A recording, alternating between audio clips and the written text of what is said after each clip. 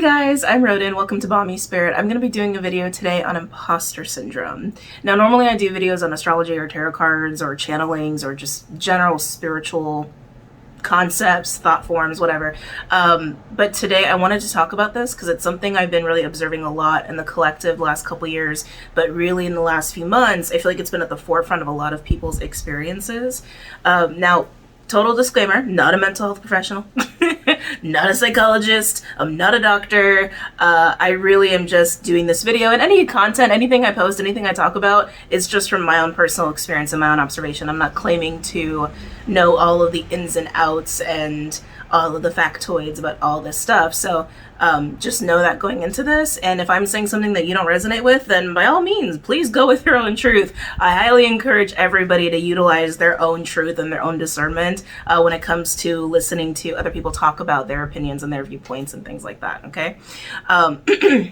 Glad I did that disclaimer, actually. Now that I like said it out loud, it's like, yeah, that's a good thing I said that. Anyway, so moving on. So with imposter syndrome, for those of you who don't know what that is, imposter syndrome is this feeling of being a fraud.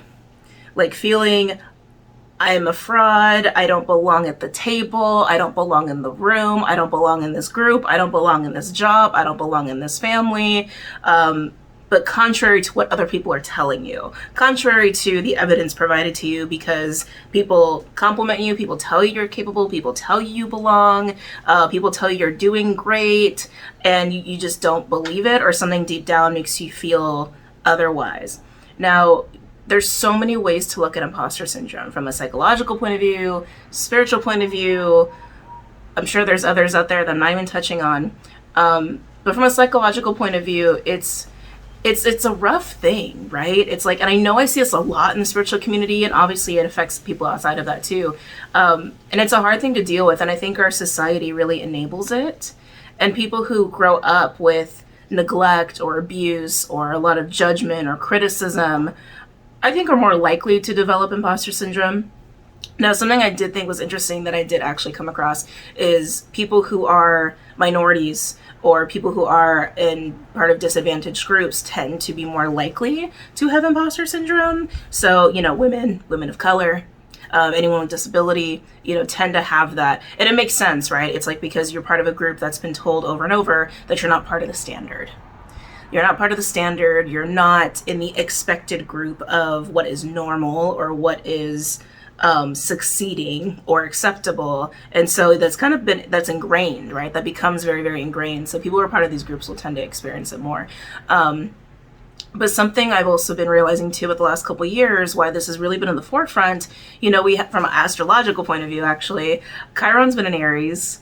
And we've also had North Node and Taurus energy recently. Before that, it was North Node Gemini, also kind of goes into identity and the different aspects of ourselves and what truth really is, right? And also discernment. But this North Node Taurus Scorpio period of time, we've really been confronted with feeling like what makes us feel safe, and also our own shadow because of the South Node Scorpio aspect to things. And also the last couple of years, we've had Uranus and Taurus square Saturn and Aquarius, and that makes anybody feel unsafe and kind of threatened and out of control, and starting to question, where do I begin and where does the influence from the external world and society and family begin, right? Where is the distinction there? And with Chiron being in Aries, that's all about the wounded identity. That's all about the wounded ego, the wounded sense of self-image. Who am I? How do I exist in the world? How do I exert myself? And all these things.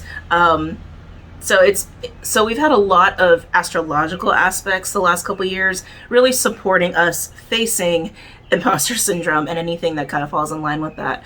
I've also noticed kind of an offshoot to imposter syndrome recently that I would describe more along the lines of not necessarily feeling like a fraud, but like people who are struggling with their purpose.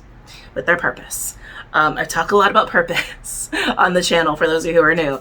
And this is another reason I wanted to do this video, to really encourage you guys and to help you guys feel better about where you're at, just as a support system, because this offshoot of imposter syndrome I've been seeing is, where do I belong? What am I supposed to be doing? Aren't I supposed to be playing some role in some grand plan and I don't know what it is and I feel like I'm failing because I can't figure it out or I'm not doing it. I need to be doing it. You know, that to me almost has that kind of aftertaste of imposter syndrome, but it's a little different, right?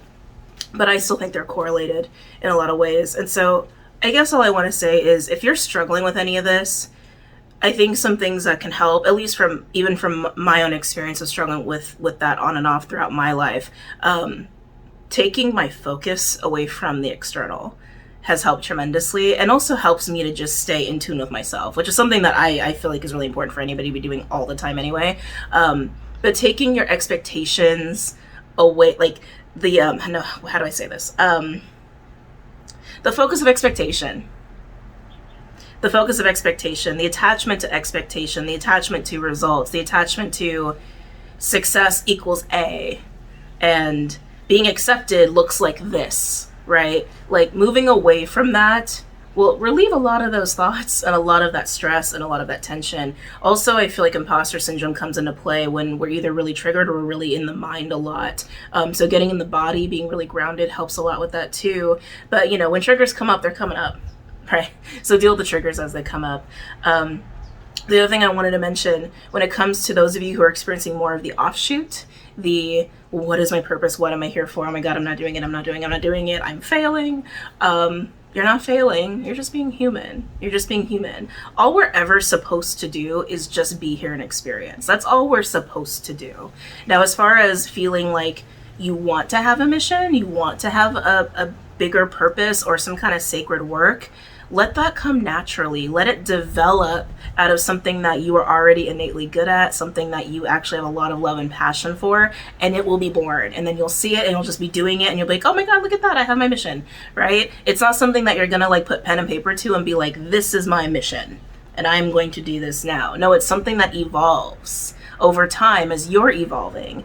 Like most of us, and there are maybe some few lucky people out there, but I think most of us are not born with that knowing. Even coming into the world, we're still like not jaded. So we still have a sense of purity of, we know what we like to do. We know what makes us happy and intrigued as children. And it's always a good way to like go back to that too, back to like the child version of you if you want to start somewhere. Inner child work is always beneficial, I think.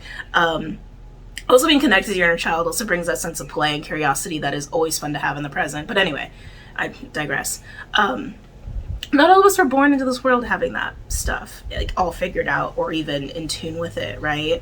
And the whole point of being here is to just experience it. It's just to experience life, experience what it is to grow, which means experiencing the ups and the downs and the ebbs and the flows and the failures and the successes and love and hate and all that stuff and in between.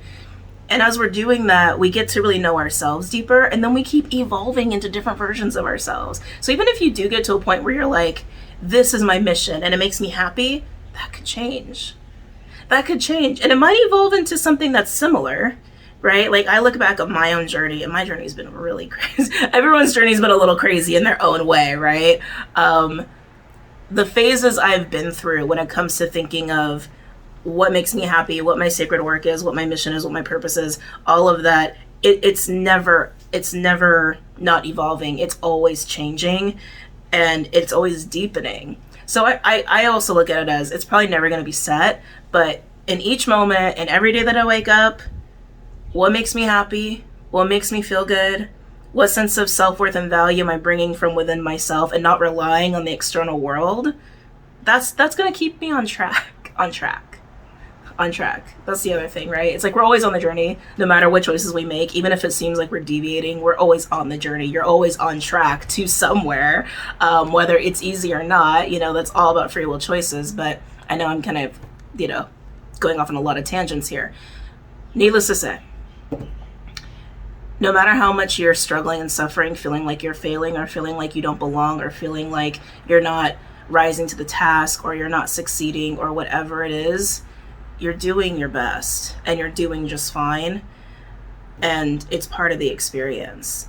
And as far as having sacred work, just let yourself experience life first.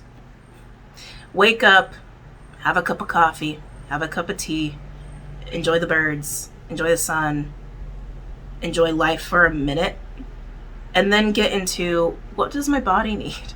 What do I need to be happy? What would make me really passionate and feel good today? And just start there, because it's always going to change. And your sacred work and mission will eventually evolve from that.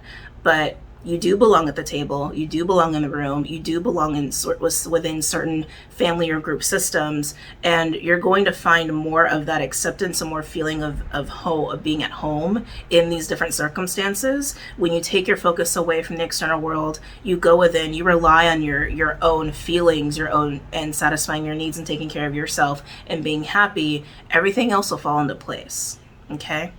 So that's all I had to say. But I hope that this message helped some of you. I hope it was supportive for some of you. And I will see you guys very soon, okay? Take care. Oh, by the way, don't forget to check out everything linked below and social media, website, all that stuff. And I'll see you guys very soon. Take care.